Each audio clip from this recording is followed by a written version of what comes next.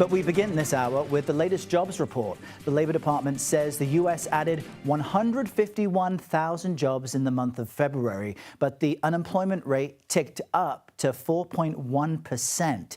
Jobs in the federal government in particular have declined as DOGE continues to trim the size of federal agencies. And you see the Dow Jones Industrial Average losing some, gaining some, relatively flat this morning as they try to make sense of what these numbers mean. Why don't we try to do the same and bring in CBS News business contributor and business editor for the Dallas Morning News, Javier David. Javier, great to chat with you once again this morning. These numbers, job numbers come in and it's slightly less than what was predicted. Still pretty solid, though. So how do you see them? Yeah, I mean, that's just the best way to take it. Nothing to write home about, but certainly solid numbers in the context of a labor market that has been weakening. One of the things that caught my eye, we're first and foremost, we're still well below 5% in terms of unemployment. So that's a good thing. Yeah. Secondly, people are still earning money. Average hourly earnings on the rise, up 0.3%. 4% above the year earlier level. So again, that's probably something that the Fed would watch closely. They do like to know how much people are making and whether that's making its way into economy and stimulating demand. Good thing for workers, obviously, but not so encouraging for the inflation outlook. Right. And as we were talking earlier today, it's just one data point. This unemployment, though, does include more than a third of layoffs that were government workers. That number is around 10,000 people, which sounds so big, and it's people's lives, it's their livelihoods. But how does this impact non-government sectors? Because I know it's not the full picture. Yeah, it's not the full picture. 10,000 federal workers laid off. So we're starting to sort of see the trickles of the chaos that's going on with DOGE and federal layoffs. Again, this report was not expected to capture all of those numbers. However, it's not the full picture in that you still have ample state and local hiring, and the fact that the healthcare sector is still doing quite well, but adding jobs. That was the bulk of the gains during the month last year. And meanwhile, we have so much happening. President Trump reversed some tariffs on Mexico and Canada yesterday. It's been a dodgy week on Wall Street. The uncertainty really is keeping investors from making any long-term decisions. How is that playing into the overall sentiment people are feeling? Yeah, I mean, the sentiment is huge. And Axios had my favorite headline of the week was we went from the Trump bump to the Trump slump. You know, the firestorm of all of these tariffs.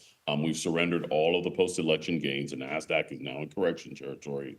Investors are really petrified about all of this whipsawing of policy decisions with major U.S. trading partners talking about countermeasures of their own. Markets tend to overreact and then they underreact, and these are very volatile times, short term. But current conditions are really not favorable to what the administration wants to accomplish, and it's not good for the sentiment, and it has trickle-down effects in terms of how people feel and what they're willing to spend. And when they see all of these chaotic headlines, at some point they may start to pull back on their spending, and you don't want that. Yeah, and the Dow Jones relatively flat at this moment. Javier David joining us from Dallas. Thanks so much. Let's now cross over to CBS News senior White House reporter Jennifer Jacobs. Jennifer, warm welcome to CBS. It's my first time chatting with you live. I'm such a fan of your work, so great to have you with us for the past few months. I know you've been here for a while. But how is the White House responding to this new jobs report? Well, they pointed out to me that they see a few positive trend lines. Of course, it's not the best jobs report that there could ever be coming for a White House, but politically, they're seeing it as a decent jobs report. You've got Kevin Hassett going out and telling everyone it's quote unquote fantastic. He's stressing the number of cars, autos, jobs that were created. They're, of course, just picking out the positive things from the report and stressing that because no White House wants to disturb the markets. President Trump wants a stable or rising economy, and this job report is stable. It shows that employment is stable, even though unemployment ticked up that tiny bit. It is a stable jobs market, so they're able to pick and choose the most positive things from this report and stress that. Now, we know that President Trump is hosting the first ever White House Crypto Summit today. A lot of our viewers interested in what's happening in crypto. He signed this executive order establishing a Bitcoin reserve. So what can we expect from that? Because I know some crypto followers are also disappointed that the administration isn't doing more. So you'll see a lot of messaging on crypto. This White House is shifting from its predecessors in that it's trying to move the cryptocurrencies into a mainstream. So there's going to be this summit today with a lot of different crypto investors and crypto leaders. You'll see Crypto.com and Coinbase. And of course, President Trump's crypto czar, David Sachs, will be hosting all these people. There's a long list of people from the industry who will be involved in the summit today.